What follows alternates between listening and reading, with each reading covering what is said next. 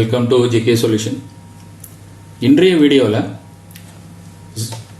5 to 24 volt ஒரு model universal model சொல்லக்கூடிய இந்த போர்டை வந்து நம்ம டீட்டெயிலாக பார்க்க போகிறோம். இதில் அமைந்திருக்கக்கூடிய சர்க்யூட் எப்படி அமைஞ்சிருக்கு, இது எதுக்கு எப்படி பயன்படுத்துவது, இது எப்படி வேலை செய்யுது அப்படிங்கிறத விரிவாக இந்த வீடியோவில் பார்க்க போகிறோம். இது கண்டிப்பாக நிறைய நண்பர்கள் இப்போ பயன்படுத்துகிறாங்க. ஆனால் பயன்படுத்தும் பொழுது அவங்களுக்கு சரியாக புரியல, பல குழப்பங்கள் வருது. அதனால தான் இந்த வீடியோ வந்து நம்ம பண்ணியிருக்கோம். இதில் இருக்கக்கூடிய டிரான்ஸ்ஃபார்மர் பார்த்தீங்கன்னா SMPS டிரான்ஸ்ஃபார்மர் நினைப்பீங்க. இது SMPS டிரான்ஸ்ஃபார்மர் கிடையாது. இப்போ நம்ம சர்க்யூட்ல விளக்கம் பார்க்கும்போது உங்களுக்கு எளிதாக புரியும். இதில் ஒரு ப்ரீசெட் கொடுத்துருக்காங்க. இந்த ப்ரீசெட் மூலியமாக 5 வோல்ட்லேருந்து 24 வோல்ட் DC வரை நம்ம வந்து SMPSல அட்ஜஸ்ட் பண்ணிக்கலாம். ஓகேங்க. இது எதுக்காக பயன்படுத்துறோம்னா, இதை போல ஒரு SMPS வச்சுக்கோம்.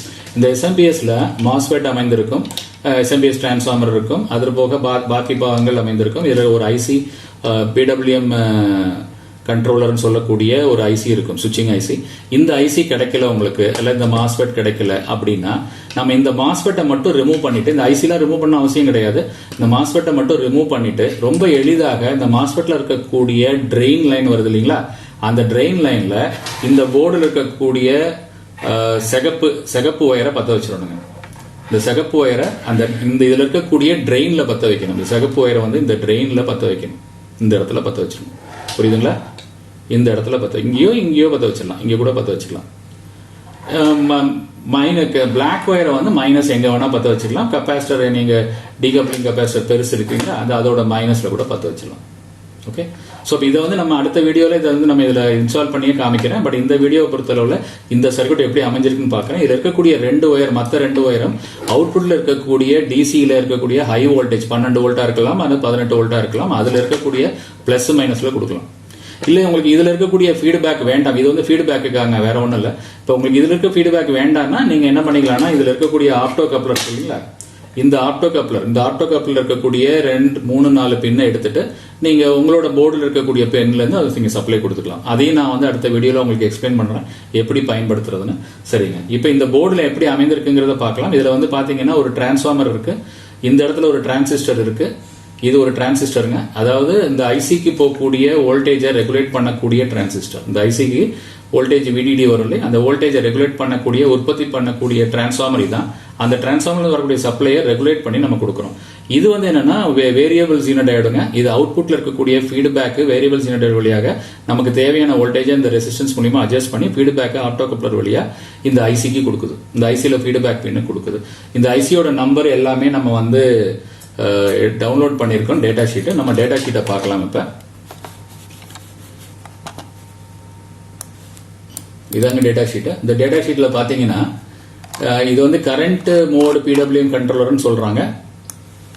கரண்ட் மோடுன்னா உங்களுக்கு முன்னாடி சொல்லியிருக்கிறேன். அதுல இருக்கக்கூடிய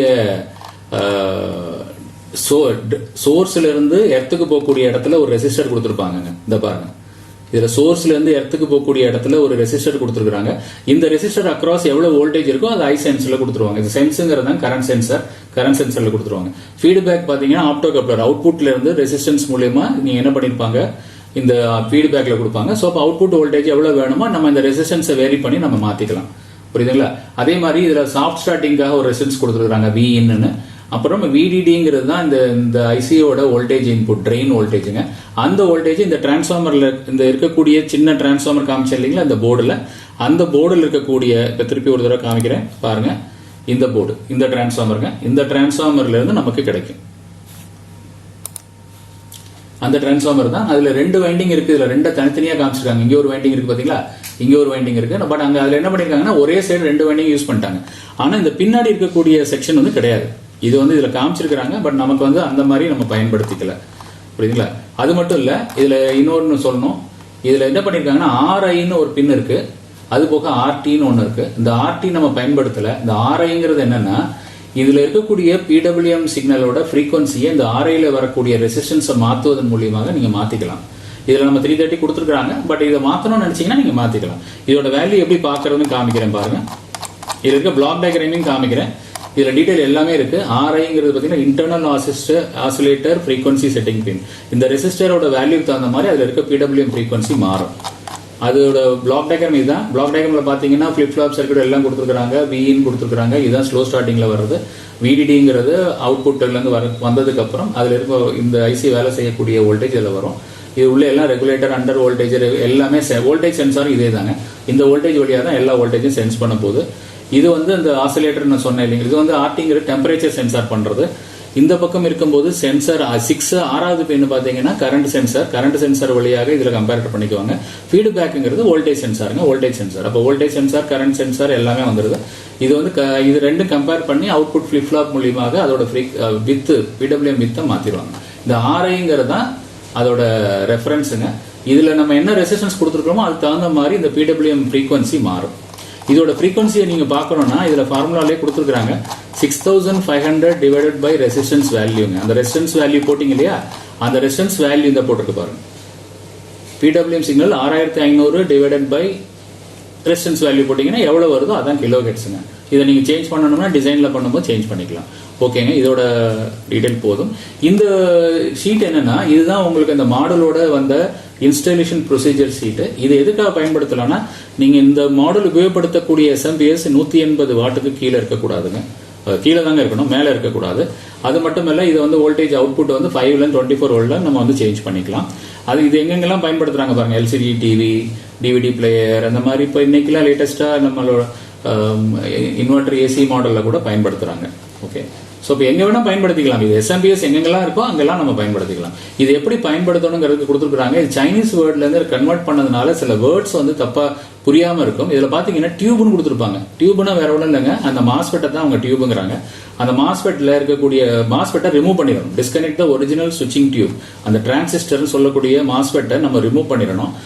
அது டேமேஜா இருந்தாலும் சரி. ஆனா சுவிட்சிங் டிரான்ஸ்ஃபார்மர், இதுல இன்னொரு கண்டிஷன் உங்களுக்கு சொல்றேன் பாருங்க. இந்த போர்டு உபயோகப்படுத்தணும்னா ரொம்ப முக்கியமான கண்டிஷன், இந்த எஸ்எம்பிஎஸ்ல இந்த டிசி செக்ஷன், இந்த டிசி செக்ஷன் இருக்குல்ல, AC to DC section. AC இங்க கொடுக்குறோம், ஃபில்டர் வழியாக வந்து எம்ஓவி ஃபில்டர் என்டிசி வழியாக வந்து இந்த டீகப்ளிங் கெப்பாசிட்டர் வந்து இங்க இருந்து என்ன ஆகும்னா நேரா இந்த எஸ்எம்பிஎஸ் டிரான்ஸ்ஃபார்மருக்கு போகுங்க. எஸ்எம்பிஎஸ் டிரான்ஸ்ஃபார்மர் போயிட்டு அதுக்கப்புறம் இந்த மாஸ்பெட்டுக்கு போகும். இதுவரை அந்த செக்ஷன் பூரா நல்லா இருக்கணும். அதாவது இந்த டிசி ரயில் செக்ஷன் பூரா நல்லா இருக்கணும். இந்த எஸ்எம்பிஎஸ் டிரான்ஸ்ஃபார்மர் நன்றாக இருக்க வேண்டும். அதற்கப்புறம் இந்த செகண்டரி செக்ஷன் பூரா நல்லா இருக்கணும். அப்படி இருந்தாதான் இந்த போர்டை பயன்படுத்த முடியும். புரியுதுங்களா? சோ இப்ப இது வழியா பண்ணிக்கலாம். இதை எப்படி பண்றாங்கிறத நம்ம பார்க்கலாம். அதுதான் ரொம்ப முக்கியமான கண்டிஷன். இதுல ஏதாவது டேமேஜ் ஆயிருக்குன்னு நீங்க பயன்படுத்த முடியாது. இதுல டேமேஜ் ஆகிறது எது ஆயிருக்கலாம், இந்த மாஸ்பெட் கெட்டு போயிருக்கலாம் அல்லது இந்த ஐசி கெட்டு போயிருக்கலாம். இந்த ரெண்டு ஐட்டம் மட்டும் போயிடுச்சுன்னா இது ரெண்டையும் நமக்கு ஒரு மாடுலாக கொடுத்துருக்காங்க. நம்ம இதை ரிமூவ் பண்ணிட்டு அந்த மாடல் எந்த எஸ்எம்பிஎஸ் இருந்தாலும் பயன்படுத்திக்கலாம். ஓகேங்களா? இந்த எஸ்எம்பிஎஸ்லயே நம்ம அடுத்த வீடியோல நான் உங்களுக்கு இதை இன்ஸ்டால் பண்ணி காமிக்கிறேன். ஏன்னா இதுலயுமே இதுல எல்லாம் டேமேஜ் ஆயிருக்கு. நான் இதை பயன்படுத்த போறதில்ல. இந்த போர்டை பயன்படுத்தி இந்த எஸ்எம்பிஎஸ் நம்ம ஒர்க் பண்ண வச்சு பார்க்கலாம். அது அடுத்த வீடியோல பார்க்கலாம், அல்லது வீடியோ ரொம்ப லாங் ஆயிடும். சரிங்க, இப்போ நம்ம என்ன பண்ணலாம்னா இந்த போர்டில் இருக்கக்கூடிய நம்ம ஐசியோட டீடைல் டேட்டா ஷீட் பார்த்துட்டோம். சர்க்கியூட் பார்க்கலாம். ஓகேங்களா? எப்படி அமைஞ்சிருக்குங்கிறது சர்க்கியூட்டை பார்க்கலாம். ஓகே, இதுதாங்க அந்த சர்க்கியூட்டை. இந்த சர்க்கியூட்ல பாத்தீங்கன்னா லெஃப்ட் சைட்ல ரெட் பிளாக் கொடுத்துருக்கிறோம். இதுதான் ரெட்டை வந்து எங்க செய்யணும்னா நீங்க அதுல இருக்க அமைந்திருக்கக்கூடிய மாஸ்பெட்டை ரிமூவ் பண்ணிட்டு அதுல எங்க ட்ரெயின் வருதோ, அதாவது நம்மளோட எஸ்எம்பிஎஸ் டிரான்ஸ்ஃபார்மரோட பிரைமரியோட ஒரு எண்டு வந்து நமக்கு மாஸ்பெட்ல கனெக்ட் ஆகும்ல, அந்த இடத்துல நம்ம கொடுக்கணும். ஆனா இது கொடுக்கறதுக்கு முன்னாடி கண்டிப்பாக அந்த மாஸ்பெட்டை ரிமூவ் பண்ணிருக்காங்க. புரியுதுங்களா? அதற்கப்புறம் இதுல இருந்து வரக்கூடிய ஃபர்ஸ்ட் ஸ்டார்ட் அப் ரெசிஸ்டன்ஸ்ங்கிறது இந்த ரெசிஸ்டன்ஸ் வழியாக வீன்ல வரும். வீன் வந்த உடனே இந்த ஐசி ஸ்டார்ட் ஆக ஆரம்பிச்சிடும். ஸ்டார்ட் ஆன உடனே அதுக்கு முன்னாடி இந்த ஸ்டார்ட் ஆகி கேட் வழியாக இதுக்கு சப்ளை வரும். இந்த கேட் வழியாக இதுல போய் சப்ளை ஆகி இதை வந்து என்ன ஆகும்னா இதை கன்சியூம் பண்ண ஆரம்பிக்கும். இதை சுவிச்சிங் பண்ண ஆரம்பிக்கும். ஓகேங்களா? ஸ்லோ ஸ்பீடில் சுவிச்சிங் பண்ண ஆரம்பிச்சிடும். இது சுவிச்சிங் பண்ணும் பொழுது இதுல ஒரு ஃப்ரீக்வன்சி ஏற்படும் இல்லைங்களா? இதுல இருக்கக்கூடிய நான் சொன்னேன், இதுல இருக்கக்கூடிய ஆர்ஐல இருக்கக்கூடிய ரெசிஸ்டன்ஸ் மூலியமாக, இன்னும் கொஞ்சம் பெருசு பண்ணி காமிக்கிறேன். ஆர்ஐல இருக்கக்கூடிய ரெசிஸ்டன்ஸ் மூலியமாக தான் இதோட பிடபிள்யூஎம் ஃப்ரீக்வன்சி இருக்க போகுது. ஸோ இப்போ இந்த பிடபிள்யூஎம் ஃப்ரீக்வன்சியை பொறுத்து அதோட அவுட்புட் கேட்ல வந்து பல்ஸ் வரும். அந்த பல்ஸ் இந்த ரெசிஸ்டன்ஸ் வழியாக இந்த மாஸ்பெட்டோட கேட்டை வந்து அடையும். அப்போ கேட்ல பல்ஸ் வரும்பொழுது இது வந்து என்ன ஆகும்னா அந்த ஃப்ரீக்வன்சியில சுவிச் ஆன் ஆக ஆரம்பிச்சிடும். ஆனா ஸ்லோ பல்ஸ் வித்ல ஆரம்பிக்கும். புரியுதுங்களா? ஸ்லோ பல்ஸ் வித்ல இது சுவிச்சிங் ஆரம்பிச்சிடும். சுவிச்சிங் ஆகும் பொழுது இதோட சோர்ஸ்ல இருந்து என்ன பண்ணிருக்காங்கன்னா ஒரு ரெசிஸ்டன்ஸ் போட்டிருக்காங்க. இந்த ரெசிஸ்டன்ஸ் தான் கரண்ட் சென்சிங் ரெசிஸ்டன்ஸ். இதுக்கு அக்ராஸ் வந்து எவ்வளவு வோல்டேஜ் டிராப்ங்கிறத இந்த ரெசிஸ்டன்ஸ் வழியாக கரண்ட் சென்சார்ல கொடுத்துருக்காங்க, 6வது பின்ல கொடுத்துருக்காங்க. ஸோ இது எவ்வளவு கரண்ட் எடுக்குதுங்கிறத மானிட்டர் பண்ணிக்கும். அதுவரை இது என்ன ஆகும்னா இந்த சுவிட்சிங் வந்து கண்டினியூ ஆகிட்டே இருக்கும். மேல இருக்கக்கூடிய சுவிட்சிங் வந்து கண்டினியூ ஆகிட்டே இருக்கும். இதுல கரண்ட் ரீச் ஆன உடனே சுவிட்ச் ஆஃப் ஆயிடும், திருப்பி எகைன் சுவிட்சிங் ஆகும். இது மூலியமா தான், அதனாலதான் இதுக்கு பேர் கரண்ட் கண்ட்ரோலர் பிடபிள்யூஎம் கண்ட்ரோலர்னு சொல்லுவாங்க, கரண்ட் மோட் பிடபிள்யூஎம் கண்ட்ரோலர்னு சொல்லுவாங்க. சரிங்க, இது வந்து கரண்ட் சென்சாரோட செக்ஷன். இதுல சுவிட்சிங் வந்து கேட் வழியாக நம்ம கொடுக்குறோம். இப்படி கொடுக்கும் பொழுது இந்த டிசியில ஒரு பல்ஸ் ஏற்படும் இல்லைங்களா, ஒரு பல்ஸ். ஏன்னா இது சுவிட்சிங் ஆகும்பொழுது அந்த டிசி பியூரா இருக்காது, கண்டிப்பாக இதுல ஒரு பல்ஸ் ஏற்படும். அந்த பல்ஸ் வந்து என்ன பண்றாங்கன்னா இங்க ஒரு கெப்பாசிட்டர் மூலியமா, கெப்பாசிட்டர் உங்களுக்கு தெரியும் ஏசி இருந்ததுன்னா கிராஸ் பண்ணி விட்டுரும். அப்ப பல்ஸ் இருந்தா கூட, பல்சேட்டிங் டிசியா இருந்தா கூட கெப்பாசிட்டர்ல கிராஸ் ஆயிடும். அந்த கிராஸ் ஆகிற பல்ஸ் வந்து நேரம் எங்க வருதுன்னா இந்த டிரான்ஸ்ஃபார்மரோட ஒரு பிரைமரி சைடுக்கு மட்டும் வருது. இந்த டிரான்ஸ்ஃபார்மர் பாத்தீங்கன்னா செகண்டரியில வந்து டம்மியா விட்டுட்டாங்க, நமக்கு ஒரு கன்ஃபியூஷன் வர்ற மாதிரி. அந்த டிரான்ஸ்ஃபார்மர் பயன்படுத்திருக்காங்க, செகண்டரி வந்து நம்ம பயன்படுத்திக்கல, உபயோகப்படுத்திக்கல. அவங்க பிரைமரியில் இருக்கக்கூடிய சென்டர் டேப்ல இருந்து வரக்கூடிய ஒரு சைடை வந்து பிரைமரியாவும் அதர் எண்டை வந்து செகண்டரியாவும் எடுத்துருக்காங்க, ஒரு கண்டினியூ டிரான்ஸ்ஃபார்மர் மாதிரி எடுத்துருக்காங்க. ஸோ இப்போ என்ன ஆகுனா இதுல வரக்கூடிய டிசி பாத்தீங்கன்னா பல்சேட்டிங் டிசியாக இந்த டிரான்ஸ்ஃபார்மரோட 6வது பின்னுக்கும் 5வது பின்னுக்கும், 5வது பின்ன கிரவுண்ட் பண்ணிருக்காங்க இல்லைங்களா. ஸோ இப்போ 5வது பின்னும் 6வது பின்னுக்கு நடுவில் அந்த டிசி வந்து பல்சேட்டிங் டிசி இதுக்குள்ள போயிடுங்க. அப்ப அது வந்து ஒரு பிரைமரி செக்ஷன் மாதிரி வேலை செய்யும். அதோட அதர் எண்டு பாத்தீங்கன்னா ஒரு எண்டை எடுத்து பண்ணிட்டாங்க, அதர் எண்டு பாத்தீங்கன்னா அது செகண்டரியாக வேலை செய்யும். அப்ப செகண்டரியில வந்து வோல்டேஜ் இப்போ இன்டியூஸ் ஆயிடும். அந்த வோல்டேஜ் என்ன பண்றாங்கன்னா ஒரு லீனியர் ரெகுலேட்டர் மூலியமாக ஒரு ஜீனோடையோடு போட்டு கண்ட்ரோல் பண்ணி அந்த வோல்டேஜ் அவுட்புட் எடுத்து நேர விடிடியில் கொண்டு கொடுத்துட்டாங்க. அப்ப விடிடிக்கு நார்மலா என்ன ஆகும்னா எஸ்எம்பிஎஸ் டிரான்ஸ்ஃபார்மர் பயன்படுத்தி எஸ்எம்பிஎஸ் டிரான்ஸ்ஃபார்மர்ல இருந்து ஆக்சிலரி வைண்டிங்ல இருந்து எடுத்திருப்பாங்க. ஆனா நம்ம இப்ப சிங்கிள் வைண்டிங் தான் இதுல நம்ம பயன்படுத்த போறோம். இந்த போர்டுல பாத்தீங்கன்னா இதுல இருக்கக்கூடிய ஆக்சிலரி வைண்டிங், அதாவது இந்த போர்டை காமிக்கிறேன். இந்த போர்டில் இருக்கக்கூடிய இந்த போர்டில் பாத்தீங்கன்னா ஆக்சிலரி வைண்டிங் இருக்கு. பாத்தீங்கன்னா பின்னாடி காமிக்கிறேன் பாருங்க, 4 பின் இருக்கு. 4 பின்ல பாத்தீங்கன்னா இது ரெண்டும் பிரைமரி, இது ரெண்டும் ஆக்சிலரி, இது ரெண்டும் நமக்கு செகண்டரி வைண்டிங். செகண்டரி வைண்டிங் கண்டிப்பா நமக்கு தேவை. ஆனா இந்த ஆக்சிலரி வைண்டிங்கை நம்ம பயன்படுத்தல, அதற்கு பதிலாக அவங்க இந்த டிரான்ஸ்ஃபார்மர் மூலியமாக ஒரு ஆக்சிலரி வைண்டிங்கா ஏற்படுத்தி இதுல இருந்தே நமக்கு வந்து அவங்க வோல்டேஜ் எடுத்துக்கிட்டாங்க. அதுதான் வந்து இதுல இருக்கக்கூடிய ஒரு எளிமையா அவங்க பயன்படுத்தக்கூடிய மெத்தடு. ஸோ அப்போ இந்த இதை என்ன பண்றாங்கன்னா இந்த வோல்டேஜை வந்து ரெகுலேட் பண்ணி விடிடியில கொடுத்துறாங்க. அதுக்காக தான் இந்த டிரான்ஸ்ஃபார்மர். இது வந்து சுவிட்சிங் எதுவும் பண்ணல, இது ஒரு சின்ன டிரான்ஸ்ஃபார்மர் இந்த ஐசிக்கு உள்ள பவர் சப்ளையை உற்பத்தி பண்ணி கொடுப்பதற்காக கொடுத்துருக்காங்க. ஒரு ரெகுலேட்டர் கொடுத்துருக்காங்க. அந்த ரெகுலேட்டர் தான் இந்த ஐசிங்க. இந்த இடத்துல இருக்கு இல்லைங்களா, இதுல பாத்தீங்கன்னா இங்க ஒன்னு இருக்கு, இங்க ஒன்னு இருக்கு. இது வந்து வேரியபிள் ஜீனோடையோடு, இதுதான் அந்த ரெகுலேட்டரோட டிரான்சிஸ்டர். இந்த ரெகுலேட்டரோட டிரான்சிஸ்டர், புரியுங்களா, இந்த டிரான்சிஸ்டர். ஸோ இப்போ இவ்வளவுதாங்க பாகம். இப்போ இதுல உங்களுக்கு எளிதா புரிஞ்சிருக்கும்னு நினைக்கிறேன். இப்போ நம்ம என்ன கனெக்ஷன்ஸ் கொடுக்க போறோம்னா மாஸ்பெட்டை கலட்டிட்டு அதோட ட்ரெயின்ல வந்து இந்த ரெட் ஒயரை கொடுத்துறோம், பிளாக் ஒயரை வந்து கிரவுண்ட் பண்ணிடுறோம். அதற்கப்புறம் இது செகண்டரி செக்ஷன்ல பாருங்க, எல்லோ ஒயரை வந்து இருக்கக்கூடிய அவுட்புட் செகண்டரியில இருக்கக்கூடிய ஐசோலேட்டட் அவுட்புட்ல மேக்ஸிமம் இருக்கக்கூடிய அவுட்புட்டை வந்து அதில் கொடுத்துறோம். ப்ளூவை வந்து செகண்டரியில் இருக்கக்கூடிய கிரவுண்ட்ல கொடுக்குறோம். இது மெயின் கிரவுண்டுங்க, அது அனலாக் கிரவுண்டுன்னு சொல்றது, இது டிஜிட்டல் கிரவுண்டுன்னு சொல்லுவோம். டிஜிட்டல் கிரவுண்ட்ல கொடுத்துறோம். இதுல சப்ளை வர்றது என்ன பண்றாங்கன்னா ஒரு வோல்டேஜ் டிவைடர் நெட்வொர்க் மூலியமாக அந்த வேரியபிள் ஜீனோடையோட ஆப்ரேட் பண்ணி அதன் மூலியமாக இந்த ஃபீட்பேக்கை ஆப்டோகப்ளர் கொடுக்குறாங்க. ஆப்டோகப்ளர்ல இருந்து இருக்கக்கூடிய அவுட்புட் சிக்னல் டைரக்டாக ஃபீட்பேக்கு போகுது. புரியுதுங்களா? ஸோ இப்போ இது மூலியமா செய்யறாங்க. இப்போ நீங்க இந்த இடத்துல ஒரு எக்ஸ்டர்னல் ரிமோட்னு சொல்லி நான் இப்போ உங்களுக்கு அவங்களோட இன்ஸ்ட்ரக்ஷன்ல காமிக்கிறேன். இதுதான் நிறைய பேர் குழப்பம், இது என்னதுன்னு தெரியல அவங்களுக்கு. இது என்னன்னா சில டிவியில வந்து ரிமோட் இருக்காது, இதுல இருந்தே வேலை செய்யணும். அதாவது உங்க பவர் சப்ளையை ரிமோட்ல இருந்து ஆஃப் பண்ணணும். இந்த ஃபுல் செக்ஷனை வந்து ரிமோட்ல இருந்து ஆஃப் பண்ணணும்னா நீங்க என்ன பண்ணலாம்னா வெளியில இருக்கக்கூடிய ரிமோட் வழியா இந்த ஆப்டோகப்ளரை எப்படியாவது ஆப்ரேட் பண்ண வைக்கணும். இப்படி ஆப்ரேட் பண்ண வச்சால் இதன் மூலியமாக நம்ம இந்த ஃபீட்பேக்கை கட் பண்ணா போதுங்க. ஃபீட்பேக்கை எர்த்து பண்ணோம்னா இந்த ஃபுல் செக்ஷன் ஆஃப் ஆயிடும். அதுதான் அவங்களோட ஐடியா. அதனால இது கண்டிப்பா உங்களுக்கு பயன்படாது, அதை போட்டு குழப்பிக்காதீங்க. ஸோ இந்த மெத்தடை நம்ம பயன்படுத்தல, இதை தான் நான் சொல்ல விரும்புனேன். இப்போ நம்ம வந்து அதில் இருக்கக்கூடிய இன்ஸ்ட்ரக்ஷனை நம்ம என்ன கொஞ்சம் டீட்டெயிலா பார்க்கலாம்.